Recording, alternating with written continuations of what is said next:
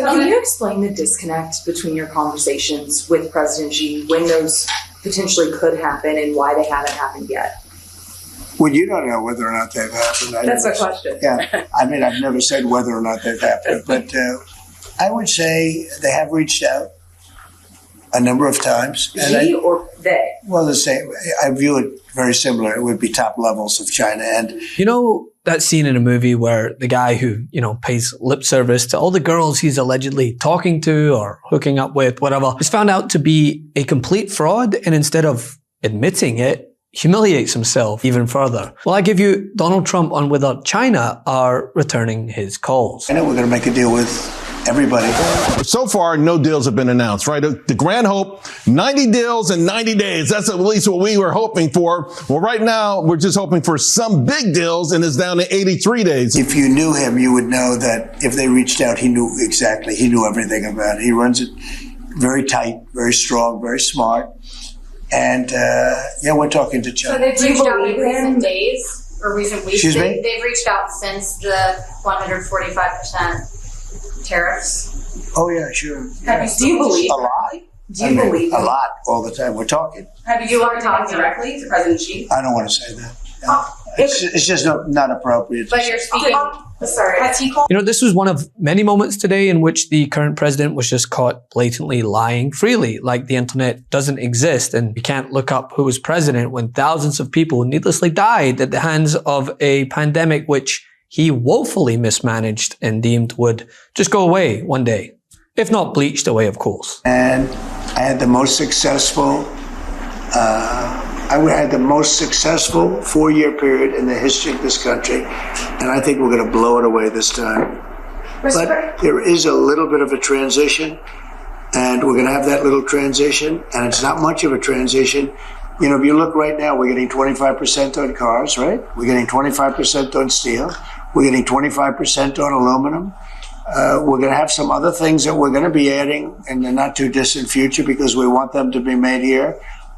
The medicines, the drugs, pharmaceuticals are going to be done, and computer chips, et cetera, and because of that. But the focus of today is on his tariff policy, a rollout of which was deemed chaotic by Fox News of all places. Forward trading, the Prime Minister said to you, that changed your perspective? No, tariffs are making us rich. We were losing a lot of money under Biden, trillions of dollars, trillions on trade.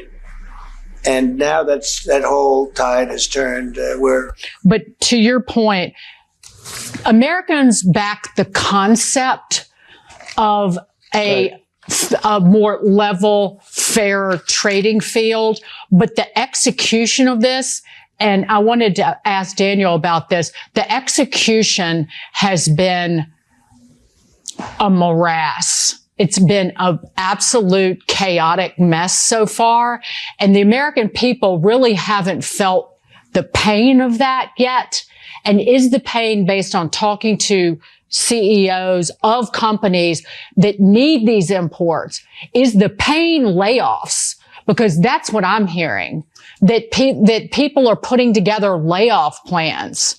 Absolutely. I see it. I hear about it. And even as a CEO of a company, we're thinking about it. Right now, we don't know what's going to happen because the game keeps changing. And despite Trump's promises, has only saw a small return in comparison to the trillions it wiped out in market value. The whole country is reeling right now from the economic disaster Trump has plunged us into. He destroyed more than $10 trillion in American wealth in a single week. And then he went golfing and bragged to America about winning the tournament at his own golf course. That's like bragging about being endorsed by your own campaign manager.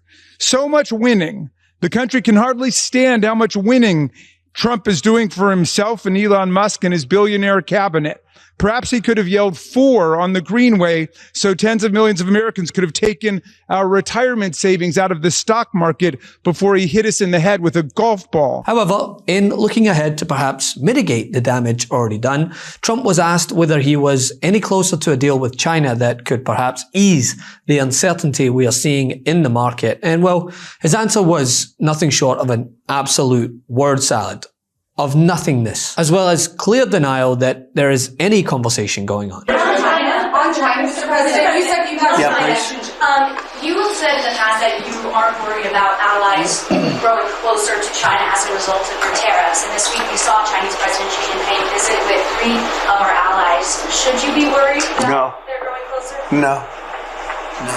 I know we're going to make a deal with everybody. And if we don't make a deal, we'll just set a target, and we'll live with that, and it'll be fine. How much time do you think? I would think over the next 3 or 4 weeks, I think maybe the whole thing could be concluded. You have to understand, we're a big, if you think of us as a big, beautiful department store before that business was destroyed by the internet. We're a big, beautiful store, and everybody wants a piece of that store. Can you explain the disconnect between your conversations with President Xi, when those potentially could happen and why they haven't happened yet? Well, you don't know whether or not they've happened. That's the question. Yeah, I mean, I've never said whether or not they've happened, but I have a very good relationship with President Xi, and I think it's going to continue. And I would say they have reached out a number of times. Xi or they? Well, the same. I view it very similar. It would be top levels of China. And if you knew him, you would know that if they reached out, he knew exactly. He knew everything about it. He runs it very tight, very strong, very smart. And we're talking to China. So they've reached out in recent days or recent weeks? Excuse me? They've reached out since the 145% tariffs? Oh, yeah, sure. Do you believe? A lot. Do you believe? A lot, all the time. We're talking. Have you ever talked directly to President Xi? I don't want to say that. No. It's just not appropriate. But you're speaking. Sorry. Has he called? And did anyone pick up on his timeline here? We're now looking at 3 or 4 weeks. Well, how much more are prices set to skyrocket between now and then? The NASDAQ on your screen is down more than 4%, right. Almost 700 points. We've become more accustomed of late to seeing outsized moves like this, which are so not normal. You're not supposed to get a 4% move intraday on the NASDAQ like we're seeing here. What did you take from Powell? And I think it's undeniable that the market is not feeling good about what it heard. And keep in mind, this is the man who said that prices would go down day one, not 3, 4, 6, 8 weeks, months, years from now. Day one. So when I win, I will immediately bring prices down starting on day one. It'll all happen very quickly. This will rapidly drive prices down, lower interest rates, and put more money into the pockets of American consumers. Remember, when the economy he inherited was booming, despite Republicans, albeit somehow successfully portraying it to the contrary, well, now they're actually getting the economy they lied about having while Biden was in office. And if they think they can pass the buck backwards, well, people aren't buying that either. According to a recent YouGov poll, the American people know exactly where the buck stops. I'll give you a hint. It's not with the guy outlining how much damage has been done in the mere 100 days since he left office. Fewer than 100 days, this new administration has done so much damage and so much destruction. It's kind of breathtaking it could happen that soon. Of course, Joe Biden was the last president. Donald Trump is the current president. Donald Trump wants to say, don't blame me if you're upset with the state of the economy. Blame the other guy. I don't think Americans are buying what he's selling at this particular point, at least anymore. More responsible for the economic state. They asked about inflation back in March. Look at this. 38% said Joe Biden. 34% said Donald Trump. But look at where we are this month when they asked about the general state of the economy. Look at how much higher the Trump number is.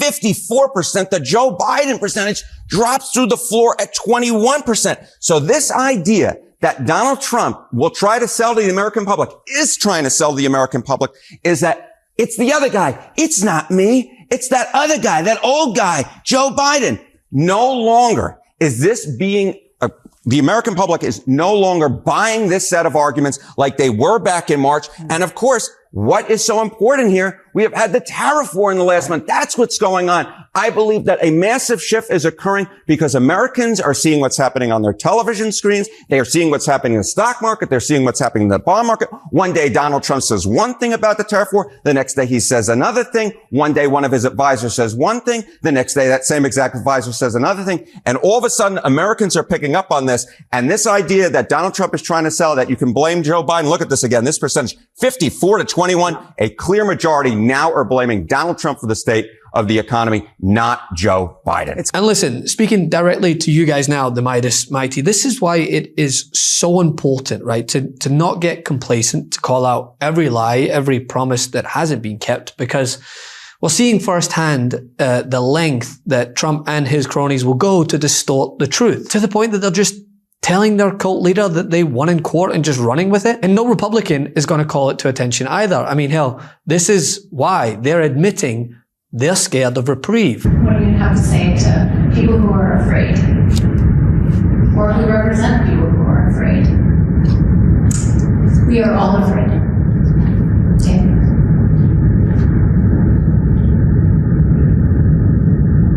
It's quite a statement. But we are, we're in a time and a place where I don't know, I certainly have not been here before. And I'll tell you, I'm oftentimes very anxious myself about using my voice. Because retaliation is real. And that's not right. They're not there to represent the people that voted them in office. They're there to appease Donald Trump. And the thing is, people are waking up to it. Republicans' own constituents are fed up with the spinelessness of those they put in office and are calling them out. Back from El Salvador. Why not? Well, because that's not power of Congress. The Supreme Court said to bring it back. I'm alarmed. We are experiencing a blatant violation of America's system of checks and balances.